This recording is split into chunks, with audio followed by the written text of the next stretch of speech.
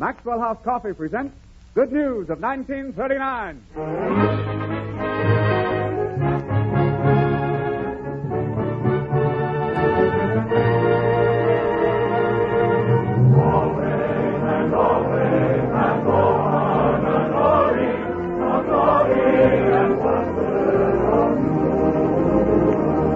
The makers of Maxwell House Coffee present 60 star-studded minutes filled with Christmas cheer and holiday spirit from the Metro Goldwyn Mayer Studios in Hollywood.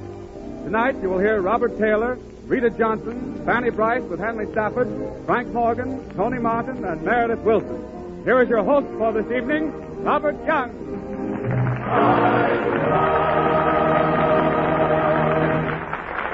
Thank you, Warren. Meredith Wilson and the orchestra get our show underway with a musical tribute to one of the sweetest and best-loved stars on the MGM lot, Eleanor Powell. He calls it Here's to Eleanor, and in it you will find Rosalie, My Lucky Star, and from her newest picture, the title song, Honolulu.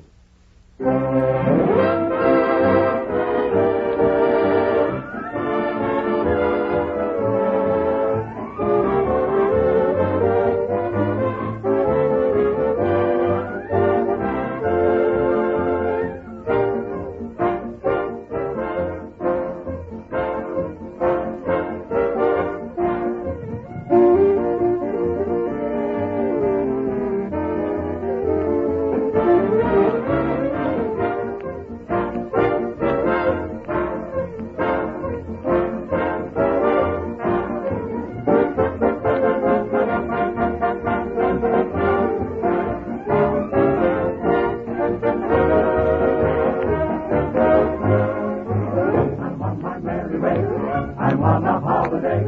I'm on my way to Honolulu. Today's a trip long. The nights are filled with song. I won't go wrong in Honolulu. I party for lady. I practice on a daily. Down to the wicked whaley. I was on. I know it's lonely and awful close to me unless I find romance in Honolulu.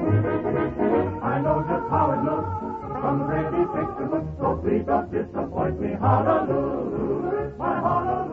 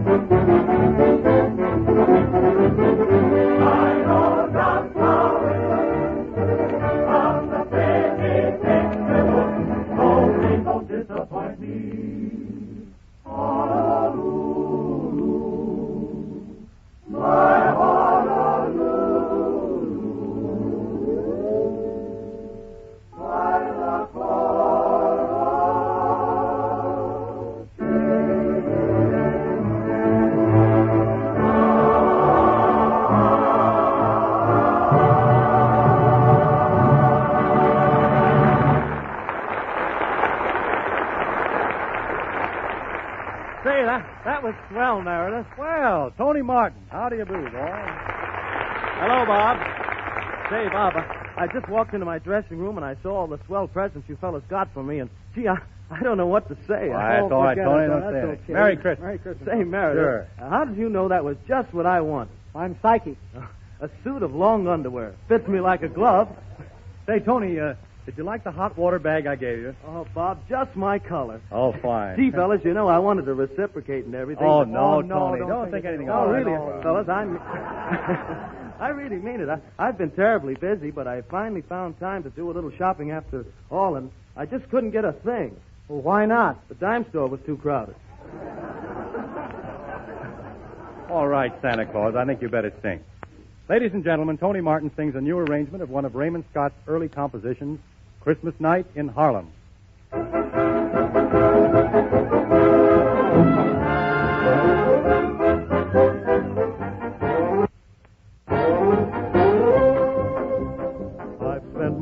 Christmas in Singapore, rung bells in Ecuador. I've seen the gay streets and play streets of every shore. Each town has some stay out late white way, some not so great white way. They're only thin types of Harlem way. Under a sky of electric lights they sway. There's where they dance all their hectic nights away. Take London Strand and the Paris Rue de la Paix. But give me Harlem, give me Harlem, where every gal strutting with her bow through the streets covered white with snow. Happy smiles everywhere you go. It's Christmas night in Harlem. Black and tan, feeling mighty good in that old colored neighborhood. Here and now, be it understood, it's Christmas night in Harlem. Everyone is going to sit up until after 3. Everyone will be all lit up like a Christmas tree. Come on now, every cold black Joe, greet your sweet niece the mistletoe with a kiss and a hidey-ho. It's Christmas night in Harlem. Hallelujah, hallelujah, hallelujah, hallelujah, hallelujah, hallelujah, hallelujah.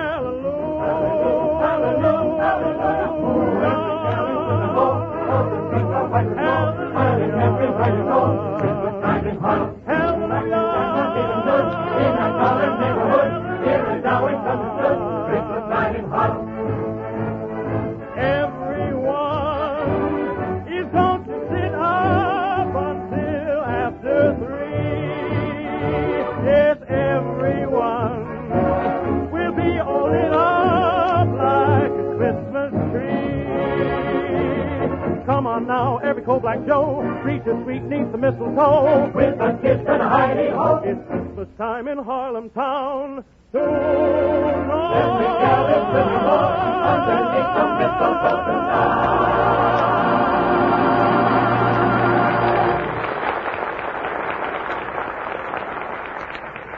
That was swell, Tony.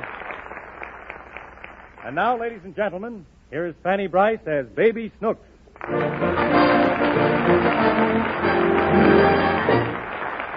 Daddy, played by Hanley Stafford, is taking Snooks down to a department store to see Santa Claus.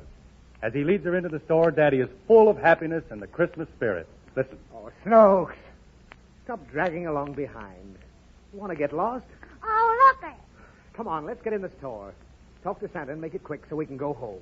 My feet hurt. I want to look in the window, Daddy. Oh, never mind the window. There's plenty of...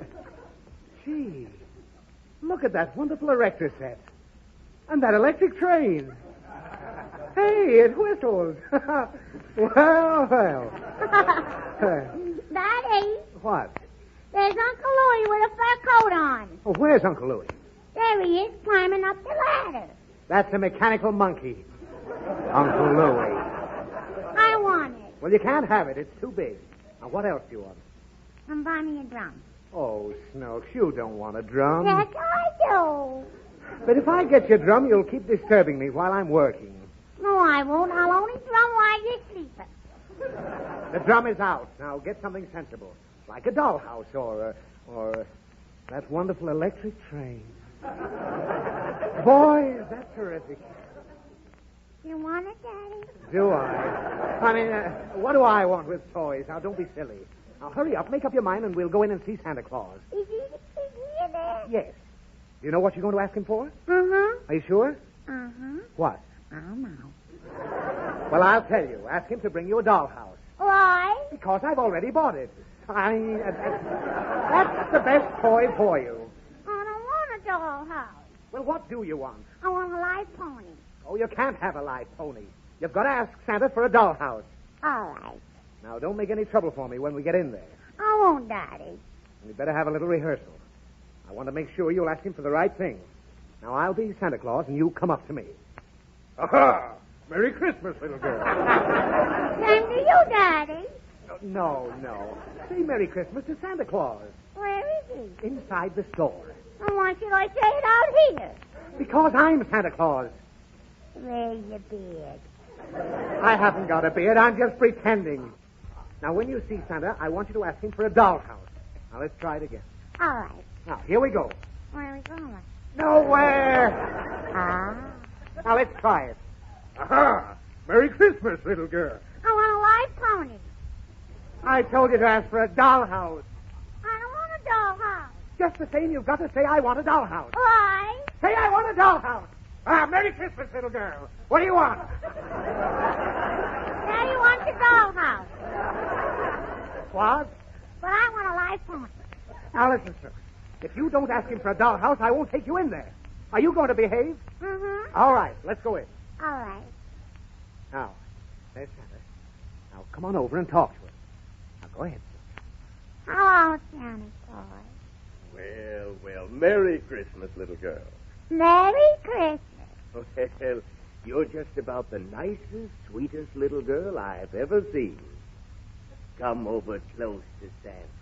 Now, what are you crying about? He's going to stab me. Oh, look out. What have you done? No! You give Santa back his beard. Come on, let's get out of here. What kind of a kid is that anyway? You ought to give her a south swing. Well, now, you've annoyed Santa Claus. I guess that'll fix you for Christmas, Why? because he won't bring you any presents. Then I'll buy some. I got 40 cents. Oh, you have? Uh-huh. I saved it up to buy a present for you and Mommy. Why, Snooks, that's very sweet of you, dear. I'm going to buy you a silk bathrobe. Oh, yes? And I'm going to buy Mama a great big diamond ring. Well, listen, Snooks. I think you'll need a little more money if you're going to buy all that. Give me the 40 cents. Here, Daddy. And here's a brand new $10 bill for you. What shall I buy you, Daddy? I'll leave it entirely up to you. Let's walk around the counter. Oh, look at all those nice things. Ain't it wonderful? Hello, little boy. Hello. What's your name? Tony, what's your name? Pudding. Ask me down, I'll tell you the same. Oh, Snooks, be polite and tell the little boy your name. My name is Snooky. You got a big hole in your pants. Snooks. Well, I know it. The patch ain't the same color. That ain't a patch. That's me. Where's your daddy? I ain't got no daddy. Why? Oh, I don't know. They took him away last year in an ambulance. Mother says he ain't coming back. Oh, you look cold, honey. No, I ain't cold. I'm going home soon. When? As soon as I sell the rest of my papers. Why are you selling papers? Well, I got 18 cents already. If I get another 7 cents, I can buy something for my mother. What did you figure on buying, Sonny? Well, I kind of wanted to get her that nice soft fur coat, but the man said it cost too much. Mother gets awful cold most of the time. I guess I can buy her a turkey, though. A turkey? Uh-huh. We ain't had turkey for an awful long time. Yeah, I bet you'd love a turkey. Daddy, Yes, dear. I want to whisper something to you. Yes, dear. You don't need no Christmas present, do you? I think I can do without it this year. All right. Here, Tony. Buy something for your mommy. $10. Oh, gee, I can't take this. Yes, you can you, Daddy? Why, of course. Is it all right, mister? If my little girl wishes you to have it, that's fine with me. Gee, thanks. Bye. Goodbye, little Merry boy. Christmas. He's a nice little boy. Well, Snooks, I don't know what to say.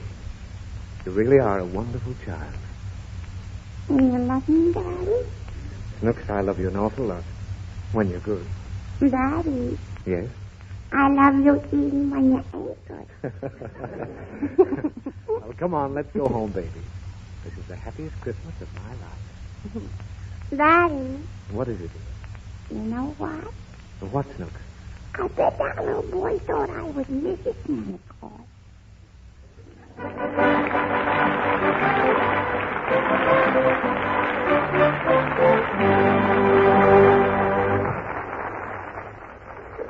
In the MGM Concert Hall tonight, Meredith Willson presents the true story of a melody that is better known than that of any Beethoven symphony, or of any song in the hit parade, or of any folk song that I can think of. But I'm sure there are very few of you who can tell the name of the man who composed it.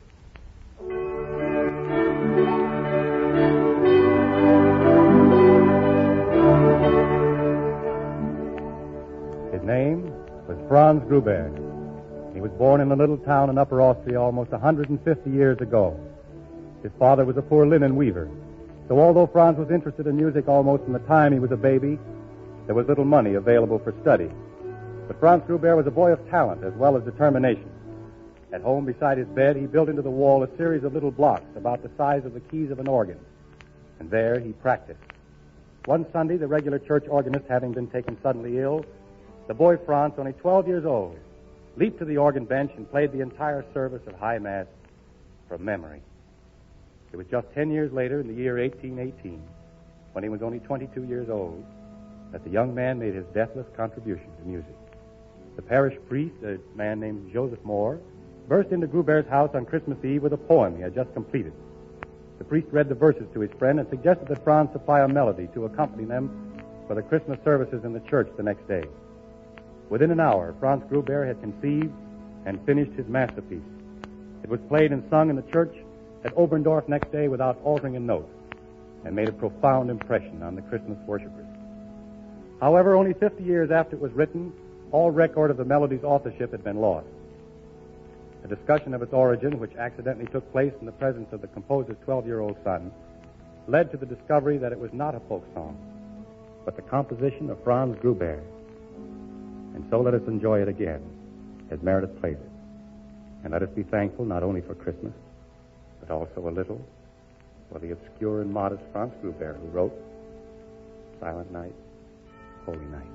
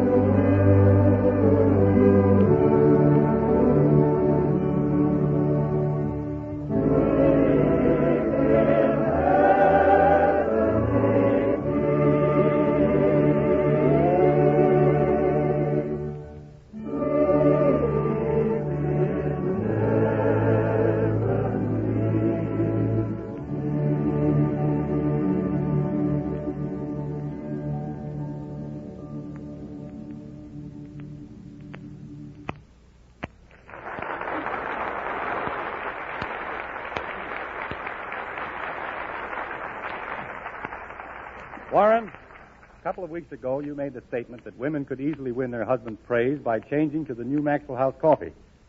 Well, at a dinner party last night, one fellow doubted it. He said a man wouldn't notice any difference in the coffee, and even if he did, he wouldn't thank his wife. I hope you stood up for me. Certainly I did. After the argument settled down a little bit, our hostess took us in the kitchen and we made 2 cups of coffee. One out of Maxwell House and the other one out of another well-known brand. Then the fellow who started all the trouble had to admit the difference. But he still wouldn't admit women are interested in trying new things to please their husbands. Bob, your friend must be a bachelor. He's too cynical. No smart wife would ever pass up the opportunity of giving her husband a better-tasting cup of coffee. Anyway, thanks for defending my honor so nobly and so well. Now, as a matter of fact, folks, millions of wives have already earned their husbands' thanks by serving the new Maxwell House coffee. We believe this is due to 2 important improvements. First, Joel Cheek's original blend, which made so many friends for Maxwell House, has been still further enriched. Today, this superb blend is smoother and far more mellow than any coffee you've probably ever tried before. Second, the new Radiant Roast process roasts each bean all the way through, as evenly inside as out. It brings out more of the true flavor of the coffee. There's no weak coffee due to under-roasting, no bitter coffee due to parching. So tomorrow, ask your grocer for a pound of the new Maxwell House coffee. It comes in the same blue super vacuum can you've always known. You'll delight in coffee that's richer and smoother with more downright satisfaction than ever. Now, more than ever, this is coffee that's good to the last drop.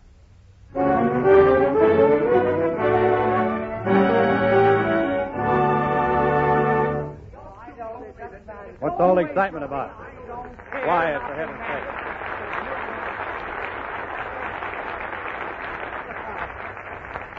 My dear sir, I don't care what the Archduke told you. I don't like the suit, and I won't pay for it. Good day. Well, what's the matter, Frank? What's the matter? Look what my imbecilic tailor sold me for a Tyrolean suit. Oh, for the love... Frank, where's the rest of it? My boy, you're so provincial. It's refreshing. The whole Tyrolean costume is historic. The blouse in memory of the Swiss patriot, William Tell. The cross leather braces, part of the uniform of the ancient Swiss regiment, Les Chasseurs. The green half-hose, a relic from the Saxon peasants, and the green twill shorts, a remnant from Saxe Herald Square. Well, the hat's no slouch either. Well, of course, you understand it takes quite a fine figure of a man to wear such a revealing outfit. Yes, I was just thinking. Yeah. Who pumps up your knees, Frank? Young, you're just jealous. In Switzerland, bare knees are de rigueur. Yeah. All right, pretty pants. Why are you wearing this outfit? Well, I'm wearing it in honor of my paternal great-grandfather on my mother's side, a Swiss watchman. Your great-grandfather made watches? Well, just the cases. My great-grandmother gave him the works. Oh. All of my ancestors came from the Tyrol, and of course I spent my own boyhood conquering the peaks of Switzerland. Mountain climbing now. Yes. You couldn't climb an anthill, Mr. Morgan. Alpenstock Morgan, sir. In Switzerland, I was known as the craftiest creeper that ever crawled under a cravat. Cranberries. Young, it might interest you to know that I have climbed every important peak not only in Europe but also in America. I'm the only man alive who ever scaled the front of Indian Head Bluff in Colorado. Never heard of it. Only 80,000 feet high, that's all. 80,000. Just about 4 inches less than Mount Everest. But I climbed Indian Head Bluff in 27 minutes flat, wearing only shorts and a tennis shoes. What a climb. What a bluff. But the real mountain climbing is Frank, really... Frank, did I hear you say you'd been in Switzerland? You heard me. The real mountain May climbing... I ask you... Go away. Bob, how do you find Meredith these days? Oh, I just pushed back his hair, and there he is. You'll soon be ready for cafe work. Oh. Where was I? In Switzerland, Camembert. Oh. Yeah, Switzerland. Yeah. Let me see. Alps Cheese Mountains. Saint-Maurice. Oh, those golden days and nights in Saint-Maurice. I always stayed at the exclusive Hotel Bête Noire, favorite resort of continental society, where the rooms are $100 and $200 a day. Well, what's the difference? Well, the $200 rooms had mousetraps. When I last visited the hotel, my suite overlooked... Frank, could I ask you... Go away! My suite overlooked the ice arena.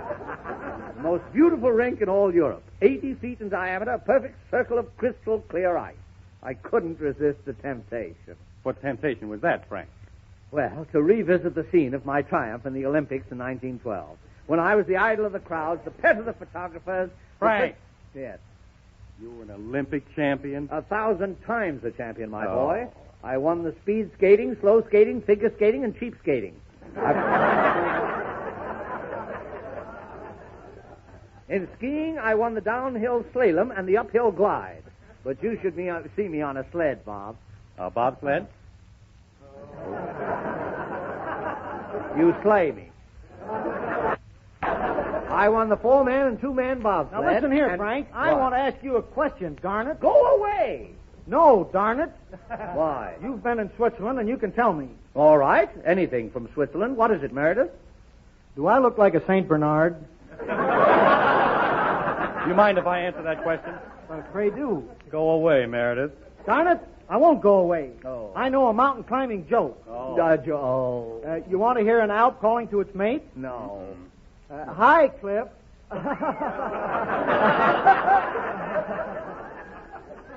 Darn it.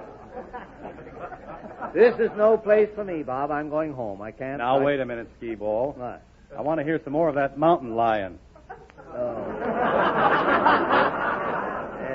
Yes. Well, I'll never forget the first time I skated on the rink at the Bête Noire, my European debut. With studied carelessness, not appearing to notice the crowd, I described a series of sparkling glissandos. Then, pretending to flick an imaginary snow crystal from my skate, I pirouetted on one toe, a flashing human gyroscope, till the crowd burst into spontaneous cheers. That got him, huh? Bob, I can hear it now, the ringing of their cheers mingling with the notes of a church bell far across the valley, where the peasants were celebrating the old Swiss festival of Kirchnissen-Sonntag. What's that? Walnut Sunday. I'll have a cherry coke. Small or large? Large, no ice. Coming up. Returning to the rink for an encore, I threw caution to the winds. I skated faster and faster. Even the musicians were infected by the mad gaiety of my whirling, dashing performance. I finished off with a series of precision tinticas that sent the audience into hysteria. The ladies waved their toques and shook their astracans. I mean those that had them. You must have been a sensation. Yes, the next day they put ice in the rink. Well, I've got to be going. Who's this? Oh, here's my tailor again. I won't pay for this suit, my man. In the first place, you haven't caught the spirit of the Tyrol. And in the second place, the pants don't fit. That's not the only place they don't fit. Well, I'll make them any way you want, Mr. Morgan. I can make them smaller, larger. Now, we can I take them in a haven't little... got time now. You've got to... Well, look, I have my tools right with me. I can do it right now. Just take a minute. Oh, your tools. You That ought to be good. Here, just Little give hand me tailoring those on the scissors. air. Yes, well, now, just a minute. Come here, young. Hey, what are you going to do? Well, I tell Hey, you wait a where minute. I think that these ought to be... cut it out. As a matter of fact... Somebody stop this madman. He's cutting my pants off. Now, Maybe I have to please. I don't believe that'll do it all. It Oh, that's a fine thing. Hey, They'll have to be at least this couldn't you wait to get home to do this? It must be at least that high. Well, that isn't bad. Now, that was pretty fine. Well, I'll bring it back to you Monday then. Oh, well, that's all right. Frank, What? I'm awfully embarrassed. I don't know how to get off. Oh, well, just follow me off, Bob.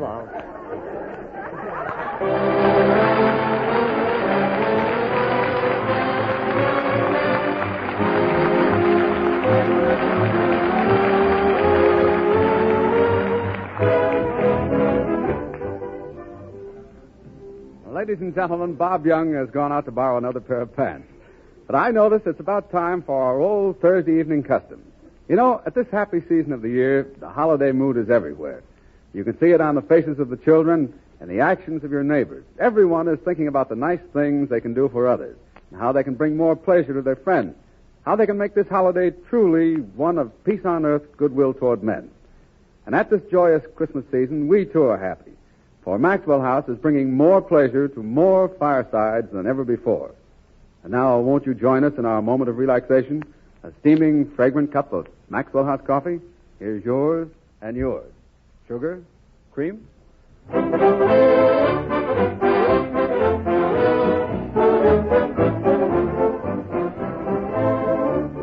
We pause briefly for station identification.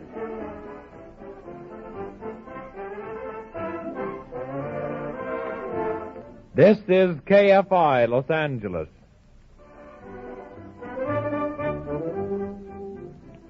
This is Warren Hull again, and we continue our Maxwell House Good News Show.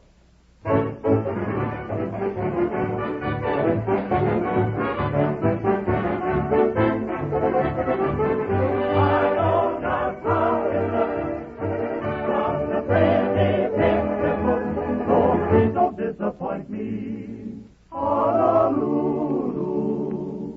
my Honolulu,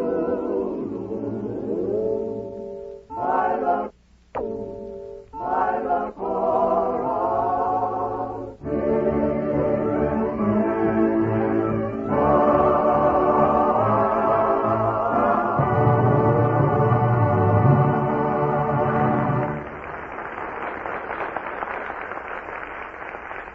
Bob Young again with a new pair of pants. And now, ladies and gentlemen, as a special pre-Christmas treat, Maxwell House presents Baby Snooks reciting The Owl and the Pussycat by Edward Lear. Bring her on, Daddy. All right, Snooks. Go on. Don't be nervous. Oh, Daddy. Wait a minute. Let me straighten your dress. Yeah. What's the matter? I ain't got no hanky, Daddy. Oh, wait. I'll blow your nose. Come on now, blow. Then, are you all set? Uh-huh. Well, go ahead.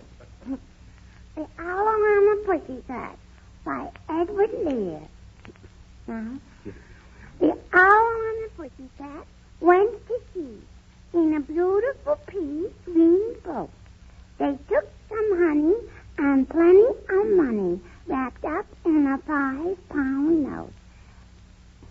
The owl looked up at the stars above and sang to a small guitar.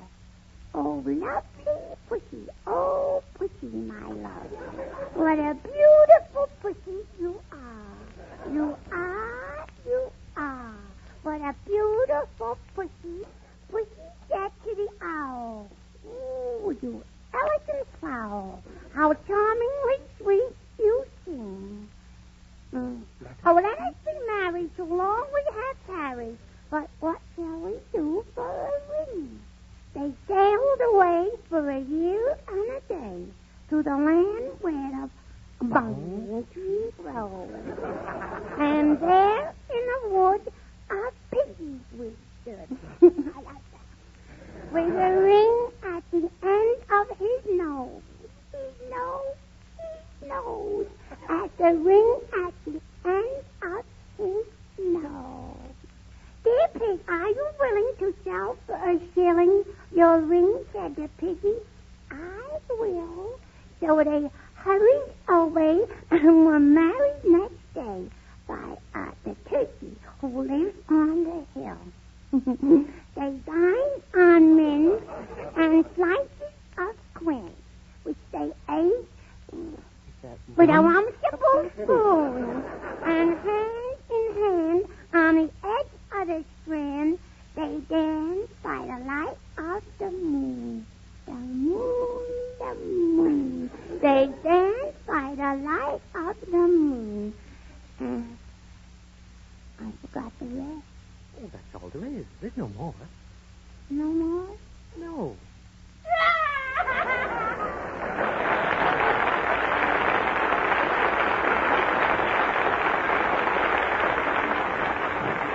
It is indeed a pleasure to welcome back to our MGM Theater the air tonight a young man whom you Maxwell House listeners have voted your favorite dramatic actor on this program, my good friend, Robert Taylor.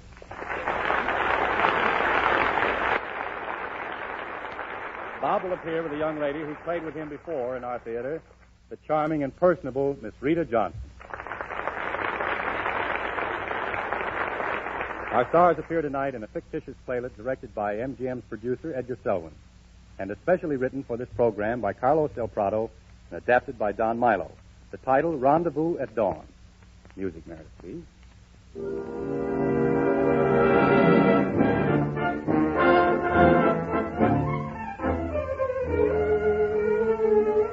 It is spring, the time when eager proprietors of the many sidewalk cafes which characteristically dot the streets of all European cities begin to rub their hands enthusiastically. For with spring comes romance, and with romance, business. At the Cafe Royale, occupying their favorite table, are Eric Rapinard, played by Robert Taylor, and Vilma Duro, played by Rita Johnson.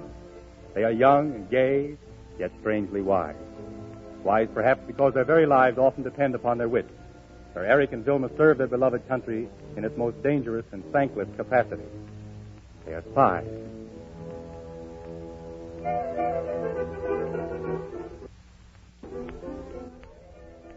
Everything was all right, madame? Monsieur? A lovely lunch, Philip. Thank you, madame. That'll be all, Philip, thank you. Thank you, monsieur. You know, darling, Philip reminds me of that funny little waiter in Trieste.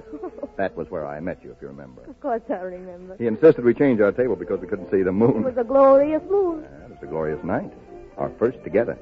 I've often wondered what we ate, you know. When I'm with you, I never know what I eat or drink. Darling. Well, can you blame me? It's enough to confuse anyone. The fragrance of lilacs in the air, bougainvillea on a trellis, and a living, breathing angel so close I can feel her enchantment stealing through my heart. Oh, you always say such beautiful things that I never know what to answer. Well, why don't you just say you love me? I love you. What could be more beautiful? I love you. 3 little words, so powerful that for the sound of them, men give up kingdoms, glory, honor, and I give you heartache, suspense, danger. No, that isn't so. I asked for that, all of it. I'm proud of every moment, every sacrifice I've made for our country, but somehow I've often wondered if I'd have felt that way without you, because now that the work is almost over, I find myself wanting something more than just a lot of excitement and intrigue. I want... You only want what every other woman wants? A home, protection, security? Yes, darling, that's it. That's what I want. I know of a little place in Switzerland, Moto by the lake. We could only take a tiny cottage there. A tiny cottage by the lake. Yes, I'd like that, too. In the evening, a log fire crackling merrily, you in my arms. Watching the flames dance until we both fall fast asleep. Oh, I've dreamt of that, Eric. Oh, how I've dreamt of it. I've thought of those things, too, Wilma. I want you to have them. And after tonight, if everything goes well, you can. After tonight? Then you got the order. What do we do? Well, you see, they've decided not to wait. Eric, you mean the capital? Yes. The trouble there last week brought on a crisis. Franz Bulig and I have been ordered to make the final Franz move. Bulig? But why not me?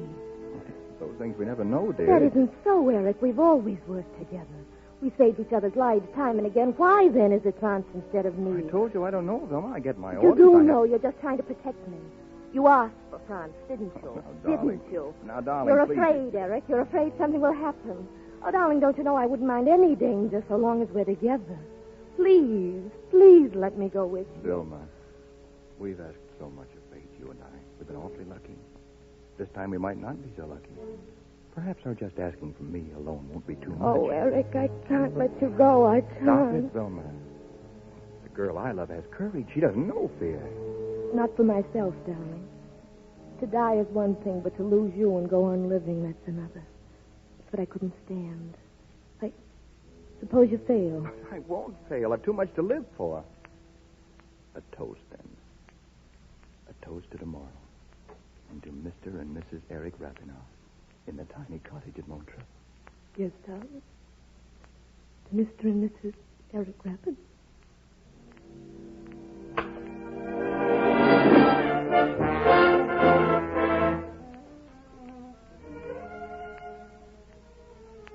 Sure there are no messages? Yes, madame, I just asked again. No messages. Please, madame, you've had nothing all day. Try just a cup of tea. All yes? right, Marina, just set it there. I'll drink it later. See you it is. Yes, madame. Quickly. Yes, madame. Quickly. Where's your mistress? Come in, Mala. You may go, Marina. Yes, Mala, what's wrong? Oh, you're hurt. No, I'm all right. You must get away from here at once. Something's gone wrong. What is it? Well, after Eric and Franz left last night, we learned our plans were known. Oh. I tried to head them off, but I ran into a detachment of soldiers. I was wounded in escape. What's happened to Eric, don't you know? No, he was due back this morning, and there's been no word. But isn't there some way you can Vilma? find out? I promised Eric I'd look after you if anything happened. That's why I came. You are suspected. Even now the soldiers may be on their way here. We've got to leave at once. Don't you understand? I can't go. I promised Eric I'd wait. Down there on the street. They're watching the house. Now, then, do you believe me? We'll have to take a chance for the back way. Hurry, every moment counts. No, I can't go. We would have been married today. Vilma, I've risked my life to come here only because I promised Eric to see that you were taken care of. Now, are you coming with me, or will I have to carry you? Leave me alone, can't you? Open the door! Please put me down. I won't go. Open the door!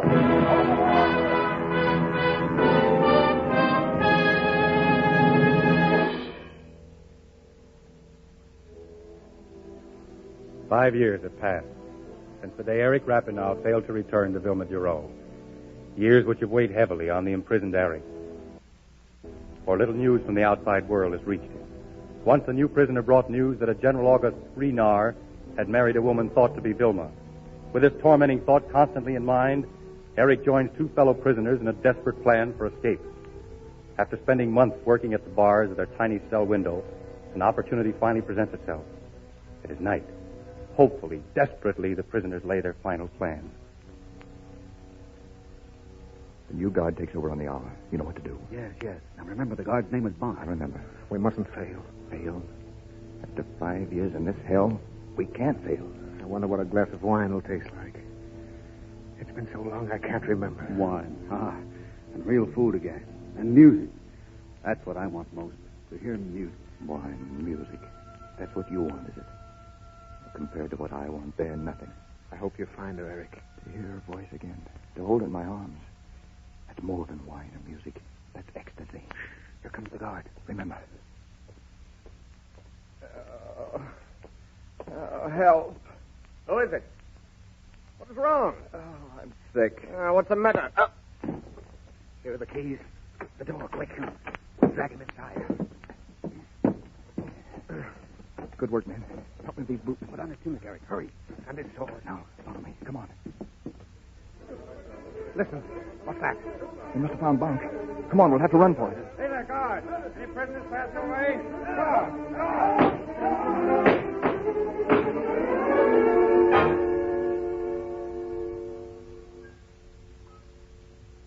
There's the border. I can see the lights from here. Thank God. Can you make it, Max? Of course he can. We're almost there. Yes. Almost there. Well, let's hurry while it's still dark. Yes, it'll be easier to slip through. Wait a minute. What's that? There's someone coming up the road. Looks like a peasant with his cart. That's good. I'll question him. Take no risk, Eric. Careful. Don't worry. I'll handle him. Stay there, my good fellow. A word with you. What is it I can do for you, monsieur? Well, we're strangers about. How's the road at the border? Is it difficult to get through? Not tonight, monsieur. The soldiers are mostly all at the old castle. Then we're in luck. It's a fine way to neglect their duty. And what is it at the castle that interests them so? I don't rightly know, monsieur. Every year there's a big to-do at this time.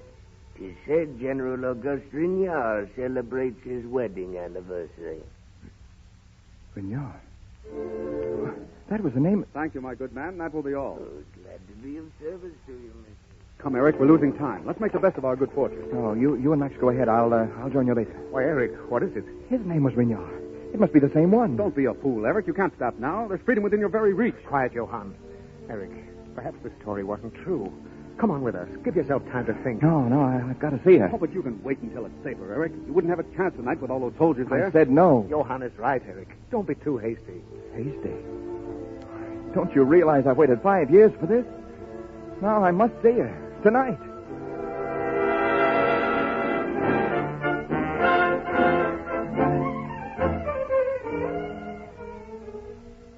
May I wish you another year of happiness, Countess? Thank you. You're very kind. You say that everything bores her. She is beautiful, though. No wonder the general married her. May I have the honor of this dance, Countess? No, thank you. Not even one waltz? I'm sorry, I don't know you. Are you sure? Quite sure. Perhaps if I hold my hand over my beard. Eric. Shall we dance? Oh, yes.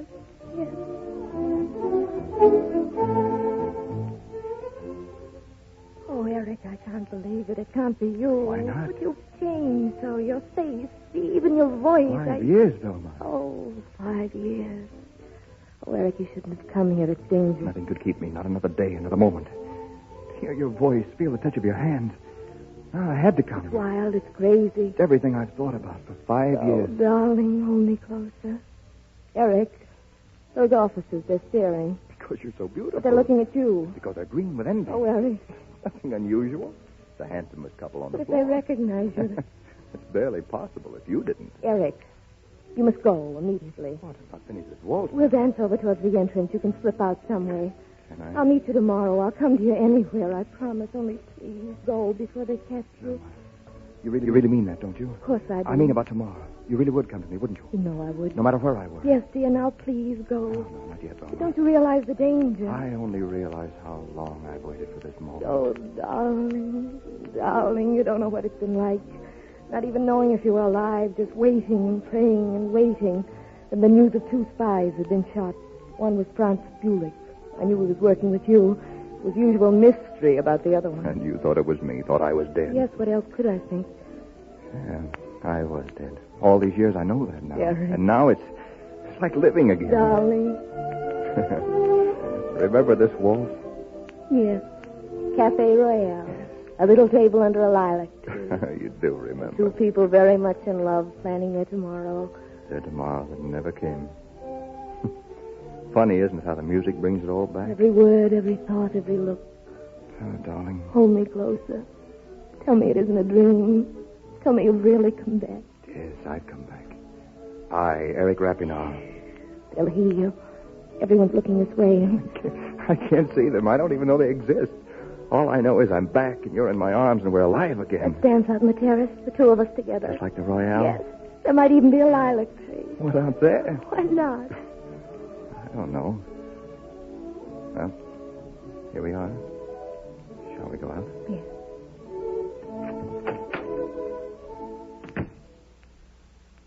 It's almost sunrise. Not a soul out here but us. No, not a soul. What's the matter, dear? Nothing going. Eric, those shadows in the courtyard there against the wall. Probably lilac. No, look, they're soldiers.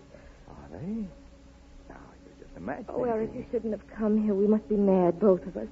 You could be walking down those stairs and facing a firing squad if anyone knew. I think of that now. Because we're fools, risking your life for one waltz. The best gamble I ever made. Well, I mustn't anymore, darling. Why not? We always took chances, didn't we? That's what made life so thrilling. Paris, London, Budapest, Cairo. Wherever we were, we took chances. And we always knew that someday there'd be a blindfold, a cigarette, and the firing squad. Stop it, Eric. Don't say any more. I'm sorry. Oh, Eric, what are we doing? We're out of our heads. But, it's so wonderful to be together. Everything's wonderful. Look, even the sky is glorious. See, the dawn is just beginning to break. Yes, we'd better go back. Go back? Where? You to your husband and I... You know I can't do that. I married him because I thought you were dead. He knows that, too.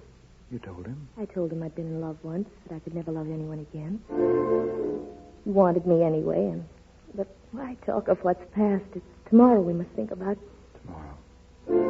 Yes. It's almost sunrise now. Well, today, then. We'll go to Motra by the lake. Remember, darling, that's the place I always wanted for our honeymoon. Yes. We won't let anyone keep us away from it now. No. There won't be any more secret missions, no last-minute orders to keep us apart. No, darling. Just you and I. And the tiny cottage with the lake. Yes. Vilma. Oh, there you are, my dear. I've been looking for you. I'm so sorry I didn't realize. Oh, Auguste, may I present Monsieur... I believe I know. Eric Rapinoe. General? Oh. Almost sunrise, Monsieur Rapinoe. Yes, General, I know. Thank you, madame, for your kindness. Good night. Au revoir. Good night, madame. Now, my dear, shall we go in? Yes.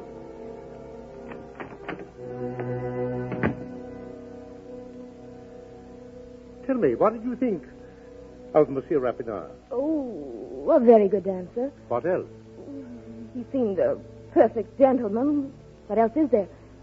Aren't you curious? I don't understand. Didn't he tell you? No. What are you trying to say? Well, my dear, Monsieur Rapinoe has just paid us a very original compliment. Really? Yes. As you know, Eric Rapinoe, besides being a gentleman, happens to be a very dangerous spy. He was to be shot this morning. And as his last request, he asked for one waltz with the most beautiful woman in all Europe. I could hardly refuse, could I? Oh.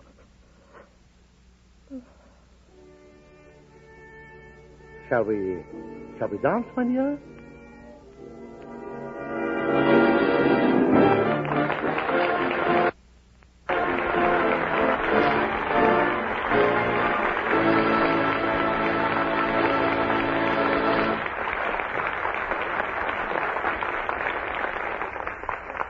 Of the innumerable glorious melodies that Jerome Kern has given to the world, Mr. Kern's own favorite is Old Man River, which, like the lyrics of the song itself, seems destined to just keep rolling on forever. Tony Martin sings this old showboat favorite for you, friends of Maxwell House. Doggies all work on the Mississippi. Darkies all work while the white folks play. Hauling those boats from the dawn to sunset, getting no rest till the judgment day. Don't look up and don't look down. You don't just make the white folks frown.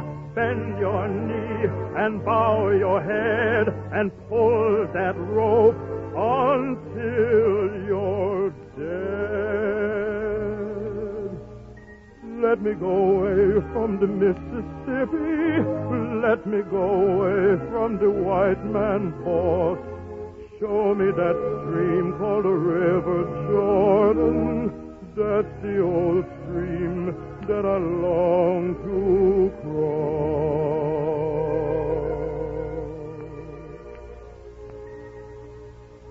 Old Man River, that old man River, he must know something, but don't say nothing. He just keeps rolling, he just keeps rolling along. Just keep rolling along. He don't plant taters, he don't plant cotton, and them that plant them is soon forgotten. But old man River, he just keeps rolling along.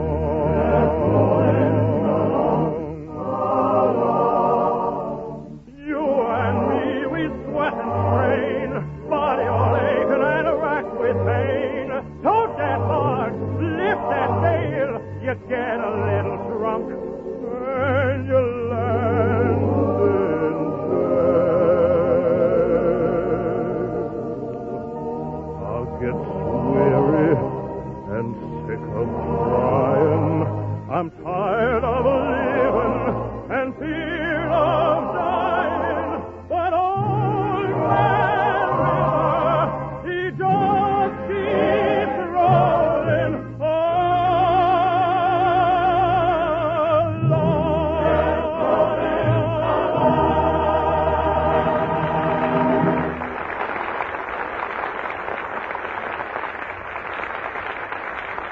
Say, Bob, how would you like to help me make a test? I'd be glad to, Warren. What's the idea? Well, I want to demonstrate to every woman listening in how she can be sure of getting her money's worth when she buys coffee. Well, how are you going to do that? First, smell this unopened can of Maxwell House coffee. Okay. Can't smell a thing. Well, now, smell this package of coffee. Mm-hmm. It smells great. Sure it does. But that's flavor you'll never get in the cup. You see, the reason coffee flavor escapes is because the container the coffee is packed in isn't airtight. Scientific tests reveal that coffee, whether ground or in the whole bean, starts to lose flavor the moment it's roasted. In fact, ground coffee packed in ordinary containers where air can get at it loses as much as 45% of its flavor, nearly half, in only 9 days. But with Maxwell House, the coffee is taken fresh and fragrant from the roasting ovens and packed in a super vacuum can from which all air is first removed. Then this famous blue super vacuum can is sealed under vacuum to keep the air out. Thus, no air can get in, no flavor can get out. So Maxwell House comes to you not just days fresh, but roaster fresh. Try the new and improved Maxwell House. Not only has the blend now been further enriched, but due to the radiant roast process, which roasts each bean all the way through, you'll get ever so much more of the true flavor of the coffee. You'll find it far richer, smoother, and more delicious than ever before. Ask your grocer for the new and improved Maxwell House in the familiar blue super vacuum can, the one way known to science to keep coffee truly fresh.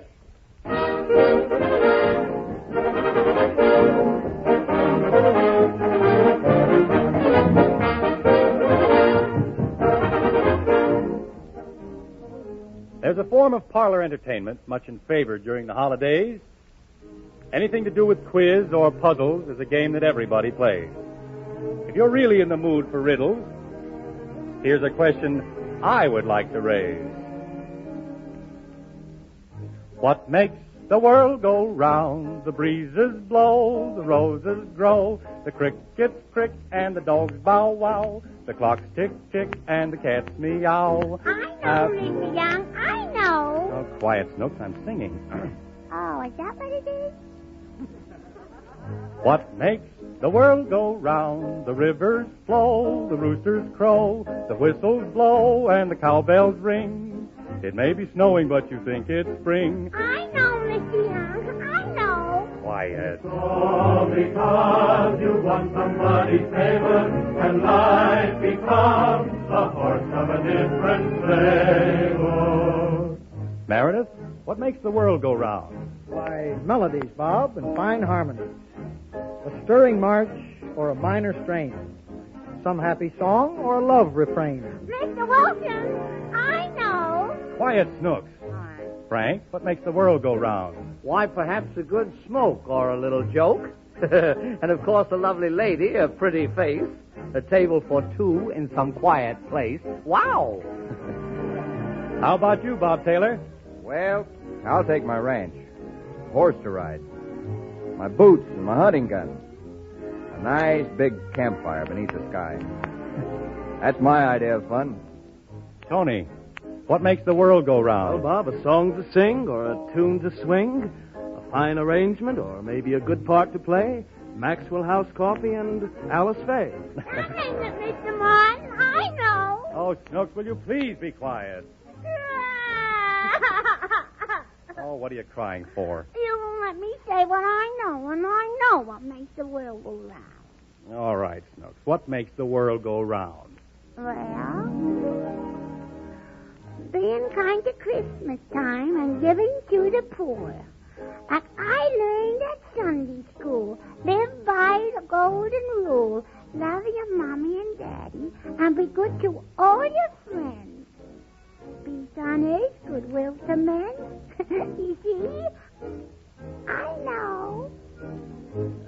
Meredith, excuse me a moment. I think we ought to take a hint from Snooks and wish all our friends a Merry Christmas. Well, I'd like to wish them all a Merry Christmas, too. And so would I. You count me in on that. What about you, Rita? Well, I certainly would like to wish everybody a Merry Christmas. Beg pardon, Bob, but right about here, don't you think it would be a nice thing if everybody wished our friends a Merry Christmas? Oh. Meredith, where have you been? That's what we've been talking about, but we don't know how to do it. Well, why don't you sing it? Now, why didn't I think of that? All right, everybody ready? Yeah. Here goes. Merry Christmas, everyone, from us to you, and you, and you.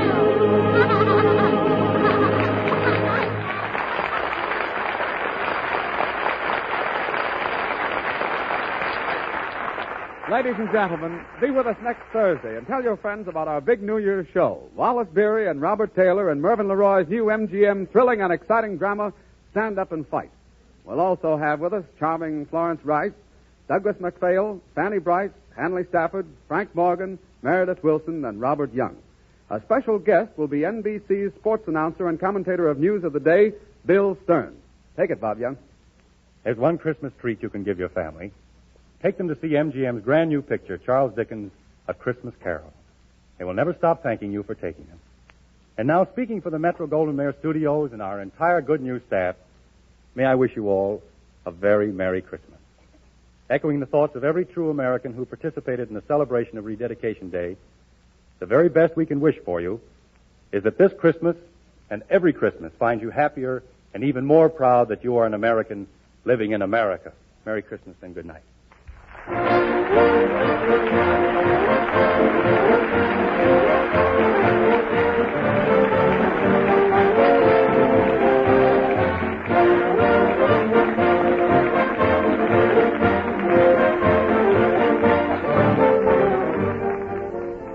Now, this is Warren Hull saying good night and wishing each and every one a very Merry Christmas for Maxwell House, the coffee that's always good to the last drop. This is the National Broadcasting Company. KF.